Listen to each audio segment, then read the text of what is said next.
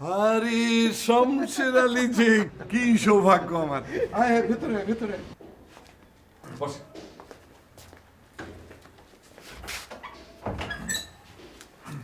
হাসনা, দেখো কে এসেছে।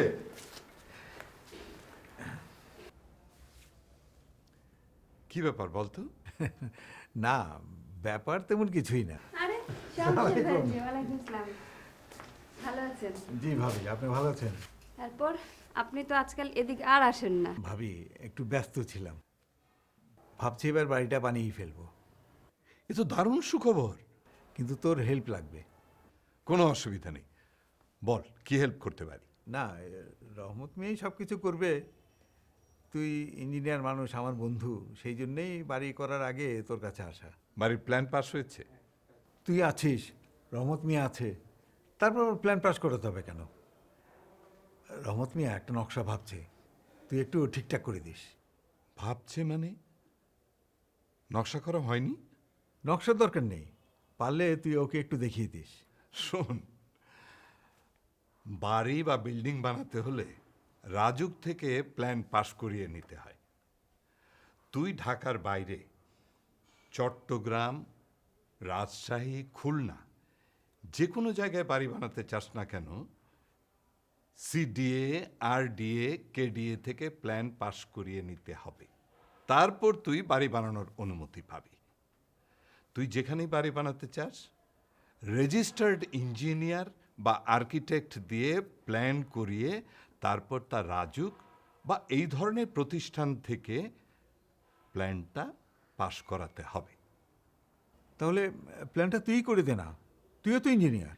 ইঞ্জিনিয়ার হলেই তো আর প্ল্যান করে দেয়া যায় না। কেবলমাত্র রেজিস্টার্ড ইঞ্জিনিয়ারই প্ল্যান করতে পারে। আমি তো রেজিস্টার্ড না। চল আমরা স্টাডি রুমে কিছু জিনিস দেখাই। আপনারা গিয়ে বসেন, আমি চা নিয়ে আসছি। চল আয়, বস বস।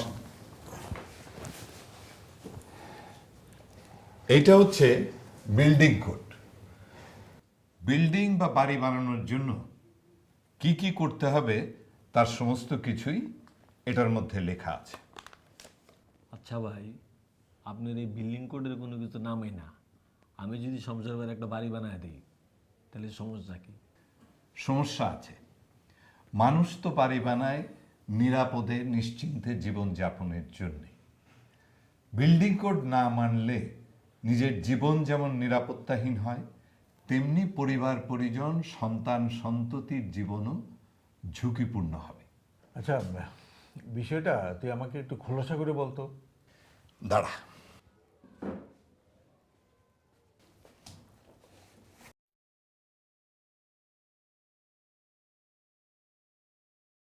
এটা হলো ঢাকার বেগুনবাড়ির সেই বিল্ডিংটা, যেটা ধসে 23 জন মানুষ মারা গিয়েছিল।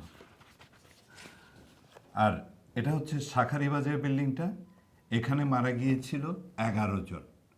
এগুলো কোনোটাই বিল্ডিং কোড মেনে বানানো হয়নি। এটা হচ্ছে নিমতলির সেই আগুন লাগা বিল্ডিংটা, এটা জাপান গার্ডেন সিটি বিল্ডিং, যেটা বিল্ডিং কোড যথাযথভাবে না মানার কারণে এই দুর্ঘটনাগুলো ঘটেছে। আহা, কত মানুষের জানমালের ক্ষতি হলো।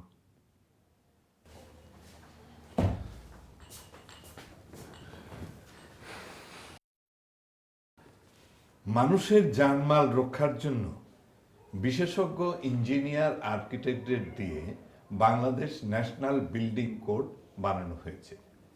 এটা হচ্ছে বিল্ডিং বানানোর একটা আইন। এই আইন না মেনে কেউ যদি বাড়ি বানায়, তাহলে সরকার তাকে যে কোনো শাস্তি দিতে পারে, জেল জরিমানাও করতে পারে। ভাইজান, আপনার থেকে অনেক কিছু জানতে পারলাম। অনেক কিছু জানেন বিশেষজ্ঞরা, তারা কি বলেন সেটা শোনেন। বাংলাদেশ বিভিন্ন প্রাকৃতিক দুর্যোগের সম্মুখীন হয়। তার মধ্যে ভূমিকম্প একটা বিরাট প্রাকৃতিক দুর্যোগ। আমাদের সৌভাগ্য যে গত কয়েক দশকে আমাদের এখানে বড় ধরনের ভূমিকম্প হয়নি, কিন্তু যে কোনো সময় বড় ভূমিকম্প আঘাত হানতে পারে। ভবন যদি সঠিকভাবে ডিজাইন ও নির্মাণ না করা হয় তাহলে ভূমিকম্প আসলে এই ভবন ধসে পড়ার আশঙ্কা থাকে। সেই জন্য আমরা সবসময় বলে থাকি একটি ভবন নির্মাণের আগে একজন পেশাজীবী স্থপতি ও প্রকৌশলীর সাহায্য নেওয়া প্রয়োজন। নিজে মিস্ত্রি ডেকে ভবন নির্মাণের ঝুঁকি না নেওয়াই ভালো। এখন ডিজাইন করতে গেলে কয়েকটা দিকে খেয়াল রাখতে হয়। তার মধ্যে একটা মনে রাখতে হবে যে আমাদের দেশে যে একতলা দোতলা ভবন যেইভাবে নির্মাণ করা হয়, যে নির্মাণ পদ্ধতি, তাতে আমরা ইটের দেওয়ালের উপরে ভারটা দিয়ে থাকি। দুর্ভাগ্যবশত এই ইটের দেওয়ালের ভবন বড় মাপের ভূমিকম্প প্রতিরোধ করতে পারে না। সেই জন্য যদি ইটের দেওয়ালের উপরে দোতলা উপরে কোনো ভবন নির্মাণ করতে হয় তাহলে এই ইটের দেওয়ালের ভিতরে আমরা বলে থাকি ইস্পাতের রড, স্টিল রিইনফোর্সমেন্ট খাড়াভাবে দিতে হবে এবং লিন্টেল লেভেলে এবং স্ল্যাবের লেভেলে দিতে হবে। এটা আমাদের বিল্ডিং কোডে দেওয়া আছে। সুতরাং একজন পেশাজীবী স্থপতি বা ইঞ্জিনিয়ার যারা এই ভবন ডিজাইন ও নির্মাণের সাথে সম্পৃক্ত তারা এই ব্যাপারে উপদেশ দিতে পারবেন। একইভাবে যদি বহুতল ভবন করি, একটা জিনিস খেয়াল রাখতে হবে, নরম মাটির উপরে ভবন করলে তাতে ভূমিকম্পের যে ক্ষয়ক্ষতির আশঙ্কা আরও বৃদ্ধি পায়। কারণ যেই ফাউন্ডেশন সেটা যদি নরম মাটি থাকে, যেটা আমরা সাধারণত দেখি অনেকে জমি ভরাট করে তার উপরে ভবন নির্মাণ করে ফেলেন, মাটি যদি শক্ত না হয় তাহলে আমি উপরে যদি রডও দেই তাতে কোনো লাভ হবে না। সেই জন্য শুরু করতে হবে আমাদের ভিত্তি যাতে শক্তভাবে করা হয়। মাটি যদি নরম থাকে, অনেক সময় ডিজাইনাররাই বলে দেন এখানে পাইলিং করতে হবে। আর যদি খুব বেশি উঁচু না হয়, অনেক সময় পাইলিং ব্যবহার না করেও করা যায়। তো এই জিনিসগুলো খেয়াল রাখতে হবে। আর যে কোনো ভবন নির্মাণের আগেই তো আমাদের ইমারত নির্মাণ বিধিমালা, এটা কিন্তু অনুসরণ করা বাধ্যতামূলক। আমাদের যে মহানগরগুলো আছে সেখানে সরকার নির্ধারিত করে দিয়েছে তাদের অনুমোদন লাগবে ডিজাইনে, এবং সেখানে বলা আছে যে এই ভবনগুলো ডিজাইন ও নির্মাণ করতে হবে বাংলাদেশ জাতীয় বিল্ডিং কোড অনুসরণ করে।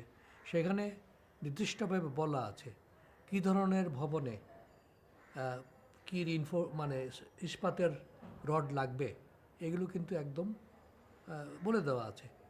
সুতরাং একজন প্রকৌশলী, স্নাতক প্রকৌশলী যারা বিল্ডিং ডিজাইন করে থাকেন তারা কিন্তু এই ব্যাপারে তারা তাদের শিক্ষার মধ্য দিয়ে আমরা টেকনিক্যাল নলেজ যেটা প্রয়োজন সেটা দেওয়ার চেষ্টা করি। তো আমার একটাই মেসেজ যে কোনো পেশাজীবী এবং শহরে যেটা বলা এখন লাইসেন্স দেওয়া হচ্ছে, সবাই কিন্তু উঁচু ভবন ডিজাইন করার জন্য ক্ষমতাপ্রাপ্ত না। তাদের ঢাকা হলে রাজুক থেকে নিতে হয়, অন্যান্য শহর হলে ওইসব প্রতিষ্ঠান থেকে, রেগুলেটরি অথরিটি থেকে তাদের লাইসেন্স নিতে হয়। তা না হলে কিন্তু তারা যদি ডিজাইনে স্বাক্ষর করেন সেটা কিন্তু অনুমোদন হওয়ার কথা না। এবং নির্মাণের সময়ও খেয়াল রাখতে হবে যাতে আমরা সাধারণত যেই উপকরণগুলো ব্যবহার করি, সিমেন্ট এবং স্টিল, ইস্পাতের যে রড, এই দুটার গুণগত মান যাতে বিল্ডিং কোডে যে দেওয়া আছে সেইভাবেই করা হয়। এবং এগুলো নির্ধারণ করা হয় সাধারণত পরীক্ষাগারে টেস্ট করে। স্টিল রিইনফোর্সমেন্ট হলে এটা শুধু তার শক্তি থাকলে হবে না, ছেঁড়ার আগে একটা স্ট্রেস লেভেলের উপরে গেলে ছিঁড়ে যাবে, ছেঁড়ার আগে যাতে এটা অনেক লম্বা হয়। আমরা একটা পরিভাষা ব্যবহার করি ডাকটিলিটি, এটা কিন্তু ভূমিকম্পের জন্য খুব গুরুত্বপূর্ণ।